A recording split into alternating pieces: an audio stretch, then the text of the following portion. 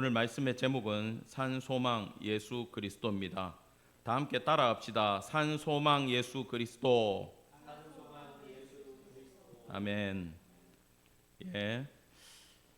지난주에 이제 베드로전서를 시작했습니다. 지난주는 1, 2절만 우리가 봤습니다만 베드로전서가 알려주는 세 가지 큰 주제는요, 고난과 소망과 영광입니다.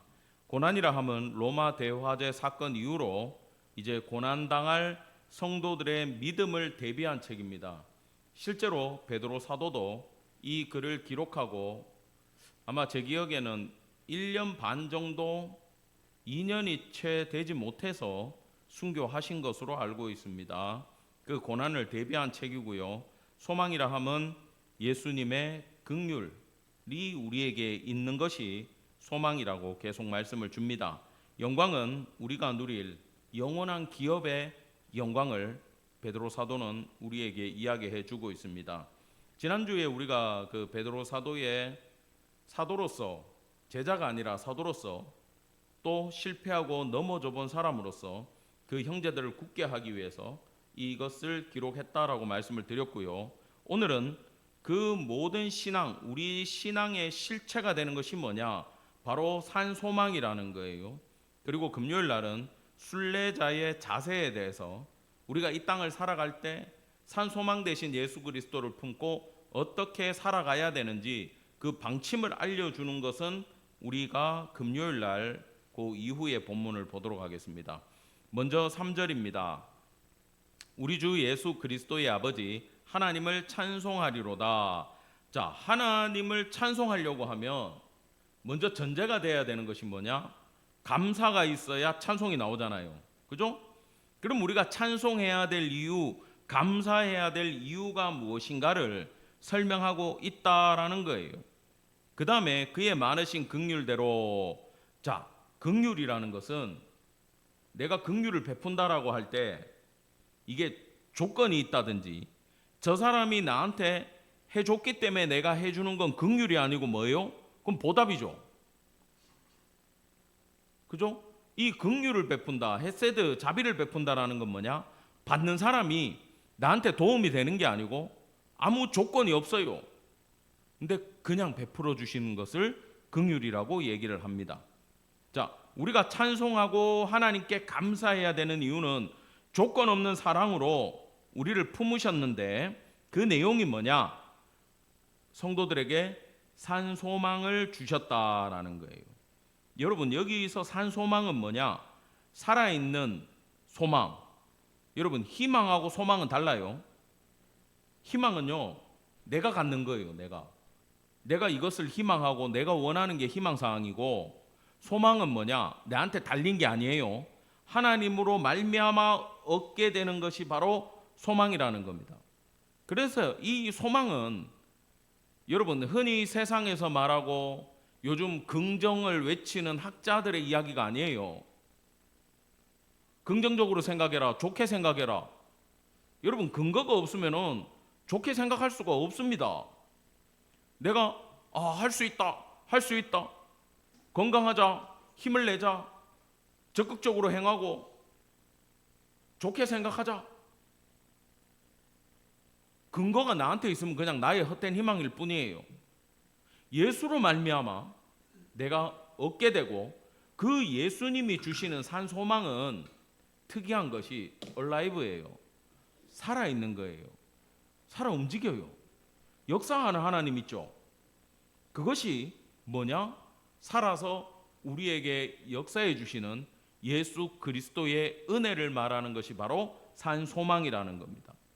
그리고 지금 베드로 사도나 이 글을 받아야 되는 성도들의 입장은요, 이제 고난과 핍박과 죽음만 남아 있어요.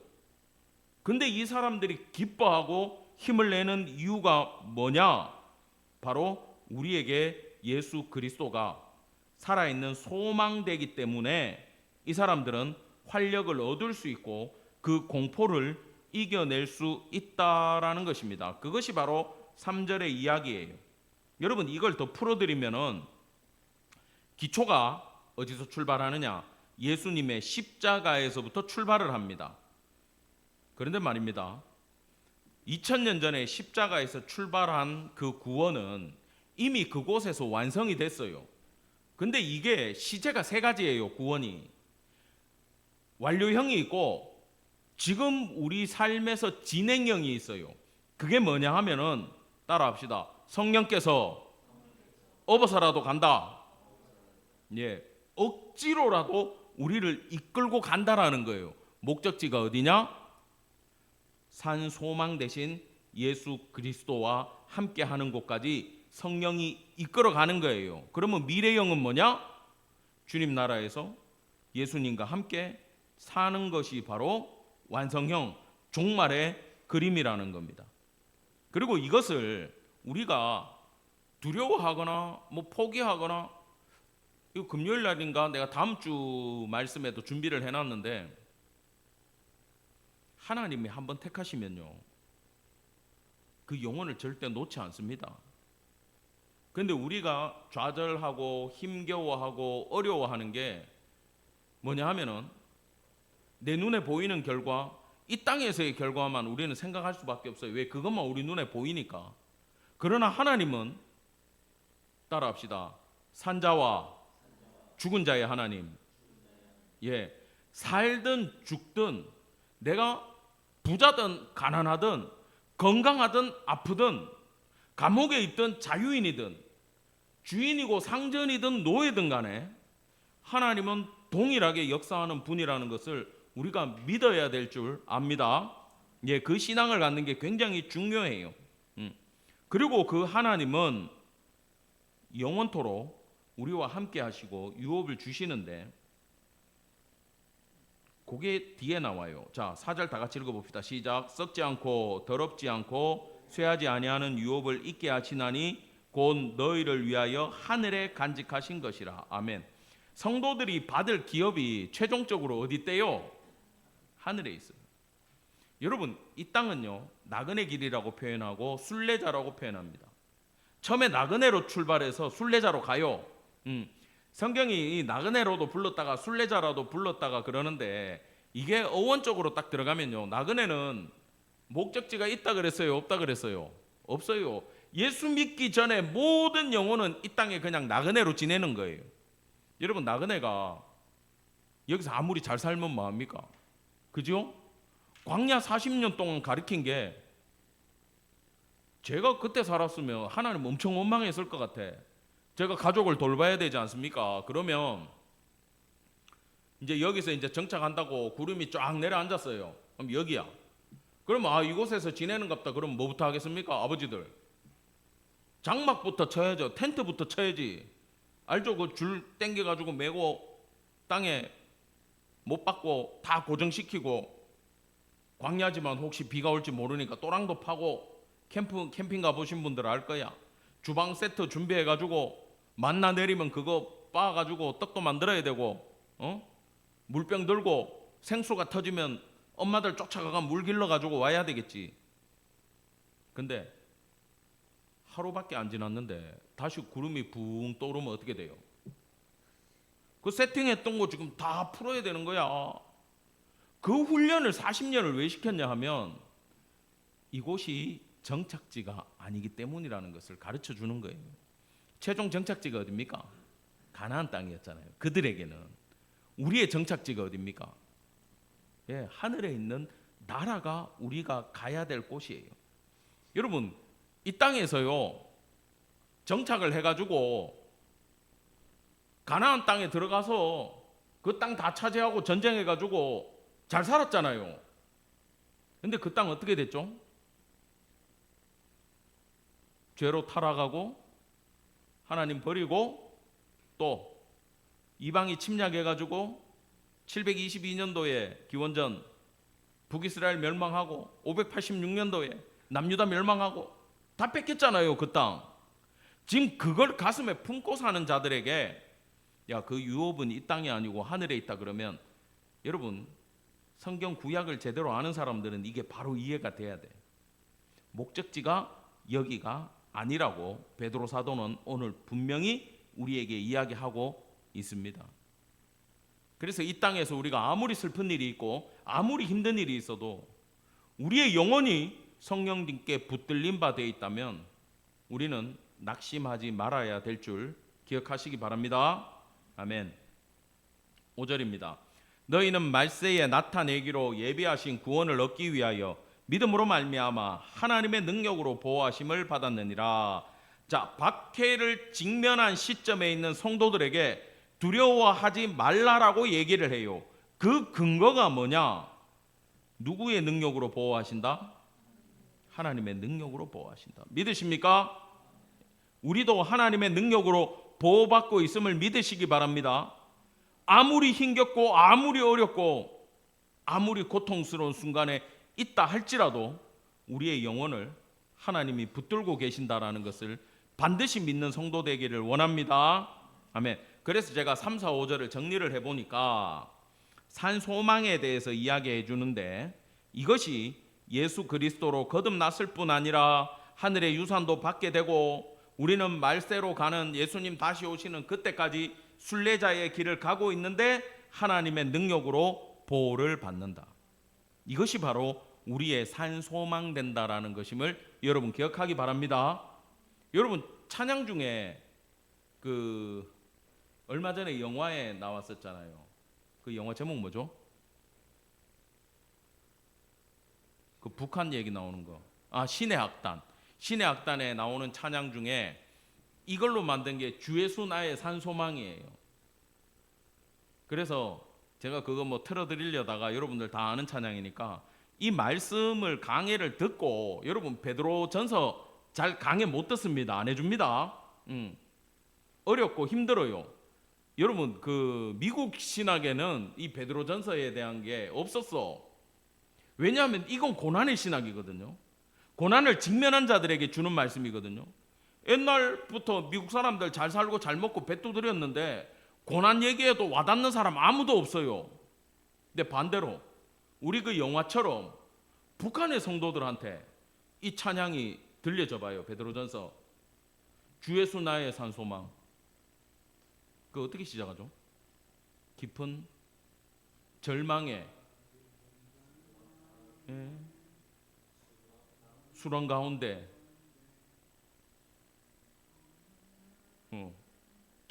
절망적인 상황에 누가 소망이라는 거예요? 예수님이 소망인데 여러분 그 가사를 보면요 기가 막혀 신학적이야. 예수님이 우리를 찾아오신다라고 노래를 하고 있어요. 맞죠? 제가 그렇게 기억을 합니다. 나는 지금 수렁 가운데 있고 좌절 가운데 있고 깊은 어둠 가운데 있는데 예수님이 나를 찾아오셔서 만나주시고 내 삶을 이끌고 가신다라는 거. 그래서 우리가 이 베드로전서를 공부하고 배울 때는 오직 예수 그리스도만 붙들기를 간절히 원합니다. 주님 붙들어야 됩니다.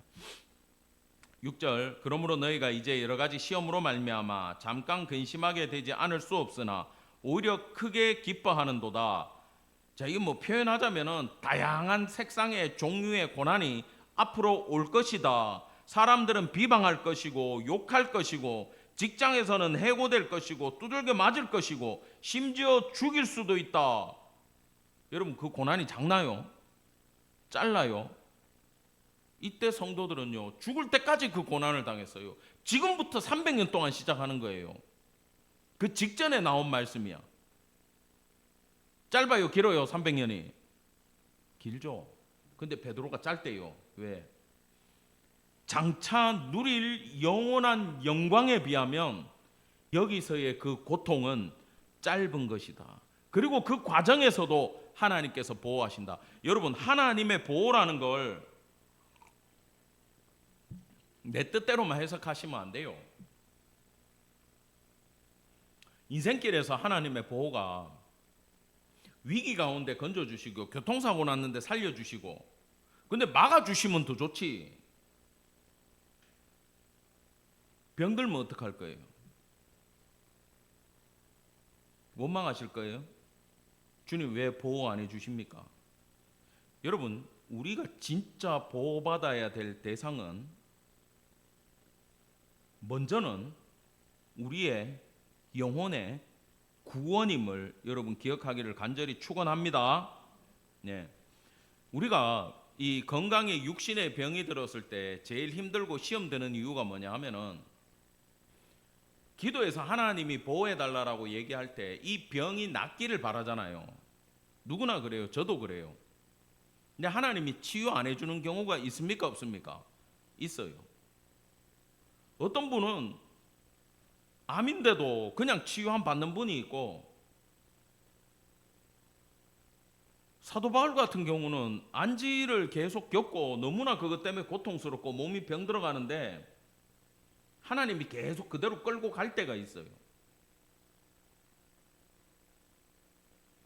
여러분, 핵심은 뭐냐 하면, 하나님의 보호의 핵심은, 먼저는 제가 헬라 철학으로 이 뒤에 구절에 나오는데 영육을 분리하는 게 아닙니다.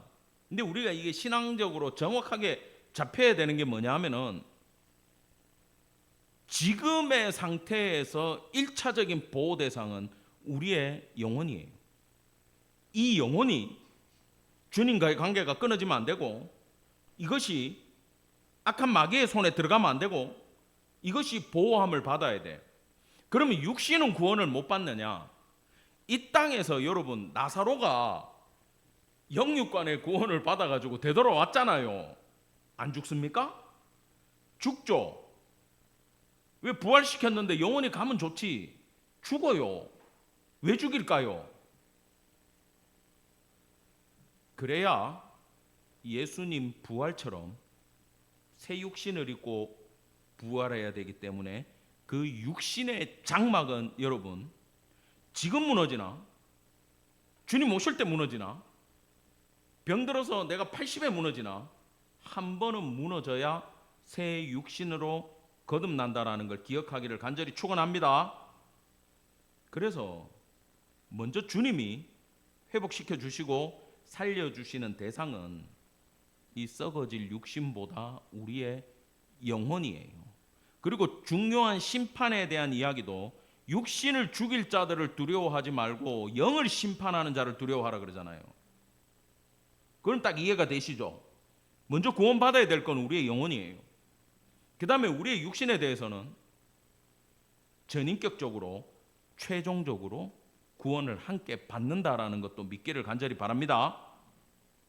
그러나 육신의 장막을 벗어야 그 과정으로 넘어갈 수 있어요. 그래서 휴거가 신비로운 거예요. 넘어가겠습니다.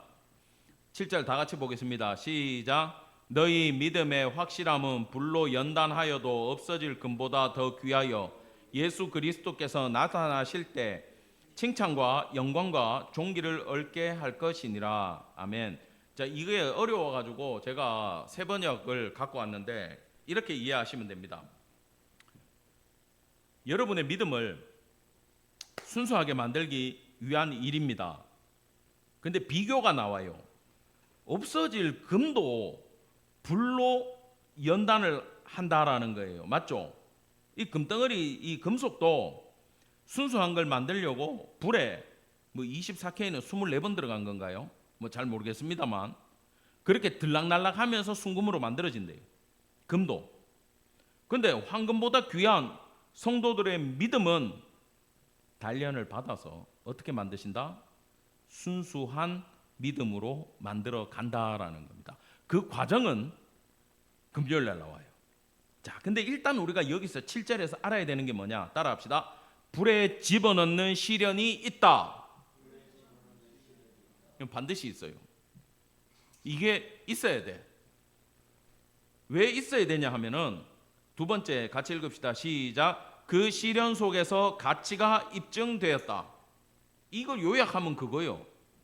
성도의 삶에 하나님이 고난을 주고 핍박을 주고 심지어 어떨 때는 육신의 죽음이 찾아온다고 해도 그 과정을 통해서 우리의 심령이, 우리의 영혼이 순수해지고 주님만 바라보게 되고 진정 가치 있는 영혼, 하나님이 데리고 갈 수 있는 놀라운 영혼으로 변화가 된다라는 거예요.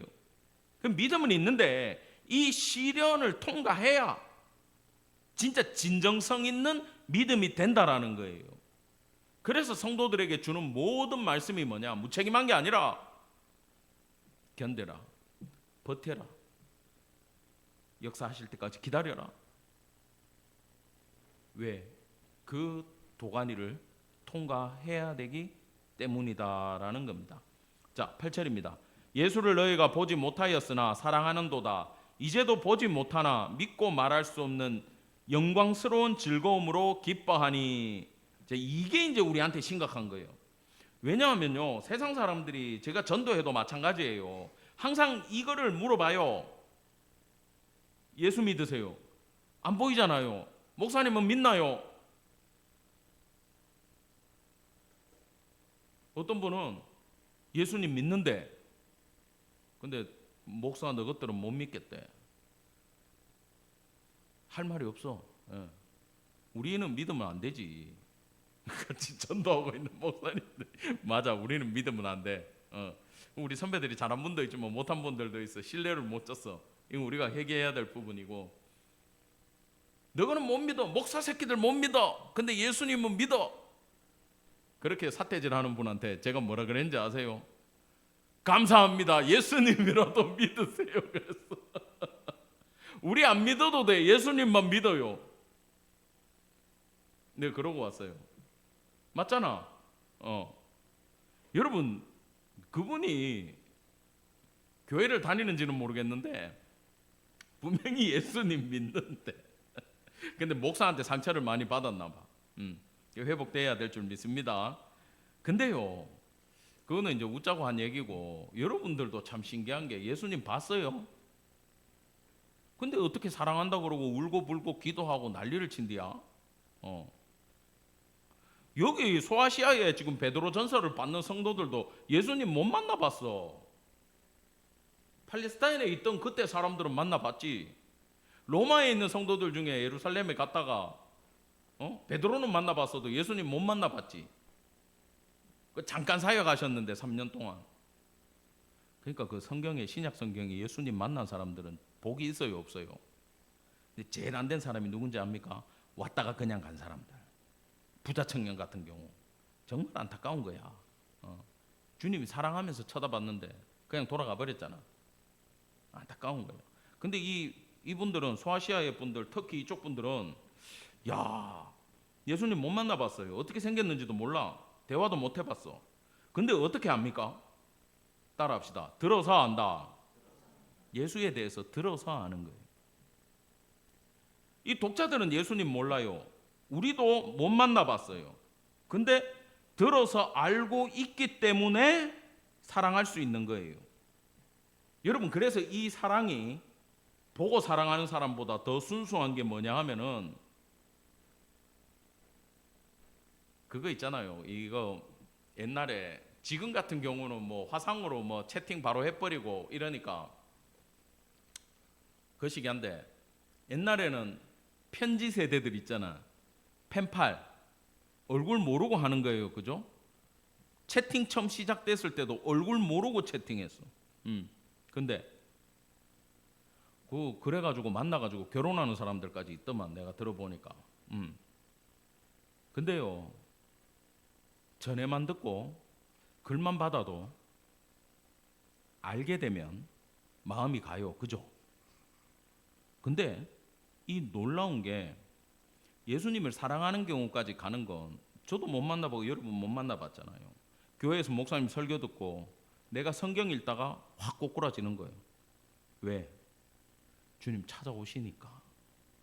그 상황에 주님이 오시니까, 만나 주시니까 느끼는 거예요. 믿으십니까? 그러고 그분을 알아가고, 이 연애편지라 그러잖아, 성경책. 이 연애편지를 통해 하나님 알아가고, 한 번씩 그렇게 찾아오셔가지고 말씀하실 때 너무 많은 은혜를 경험하게 돼요. 나는 뭐 기도했는데 말씀 안 하시던데, 내 방법 알려드렸잖아. 그냥 예수님을 1시간 동안 찬양하고 불러봐. 간절히 불러봐. 그리고 기도해봐요. 바로 들리지. 적어도 1시간 해야 돼. 내가 해보니까 그래. 30분 해가지고는 안 되더라고, 내 같은 경우에는. 그런데 실제로 우리가 못 만나봤지만 말씀을 통해서, 기도를 통해서, 찬양을 통해서 예수님을 느낄 때 마음에 기쁨이 오던가요? 오지요. 아멘. 그 기쁨이 오는 것은 우리 영혼이 예수님과 연결되어 있고 통하고 우리를 구원하셨기 때문에 느끼는 기쁨이다라는 것을 기억하기를 간절히 바랍니다. 아멘. 이 교통함과 기쁨이 생기기를 간절히 축원합니다. 예, 마지막 절 같이 보겠습니다. 시작. 믿음의 결국 곧 영혼의 구원을 받음이라. 아멘. 여기서 베드로가 영혼의 구원이라고 한다고 육을 잘라내고 영혼만 구원받아야 된다라고 하는 헬라의 플라톤 이원론은 절대 아니에요. 이 얘기는 단어가 달라요. 여기서 말하는 영혼의 구원은 영혼뿐만 아니라 따라합시다. 전인격적인 구원. 예. 중간에 육신은 한번 잊어버린다 그랬잖아. 그죠? 근데 영혼이 구원을 받고 쭉 가면 실제로 같이 살 때 우리가 붙어 있잖아, 영육이. 그럼 내 영혼이 구원받았으면 내 육신이 구원받았겠어요? 안 받았겠어요? 받았지. 그러니까 나가갖고 죄 짓지 말라 그러는 거예요. 근데 아무튼 영혼이 구원받아가지고 가다가 나이 뭐 내가 몇 살 살지 모르겠습니다만은 언제 나이가 들어서 죽고 뭐 사고가 나서 죽고 어쨌든 죽었어. 그러면 그때 하나님이 내 영혼을 어떡합니까? 아마 천군 천사를 동원해가지고 내 영혼을 지키고 계세요. 그리고 함께 주님 손 붙들고 가는 거예요. 할렐루야. 그리고 주님 다시 오시는 날 어떻게 하실 거예요? 다시 부활시키시는 줄 믿기를 바랍니다. 아멘. 그래서 결론은 영육 간의 총괄적인 전인격적인 구원을 받게 하는 것이 목적이다. 무엇에? 산소망 예수 그리스도를 주신 이유다라는 것을 사랑하는 성도 여러분 반드시 기억하시고 그 예수님 붙들고 기도하고 신앙의 길 걸어가는 성도 되기를 간절히 바랍니다. 아멘. 기도하겠습니다. 주님 은혜를 감사드립니다. 우리 산소망 되신 예수 그리스도 붙들고 살아가기를 원합니다. 지금의 삶이 어렵고 힘들고 고난이 있다 할지라도 결국 우리가 이 육신의 장막을 벗고 예수 그리스도 마주 봐야 되는 놀라운 존재들로 우리에게 산소망 되어 주셔서 감사드립니다. 하나님 지금부터 영원토록 함께하여 주옵시고 우리의 영혼을 지키시고 병들고 아프고 지치고 낙심된다 할지라도 성령으로 함께하여 주시옵소서. 보호하여 주시옵소서. 감사드리며 우리 구주 예수 그리스도 이름 받들어 간절히 기도드렸습니다. 아멘.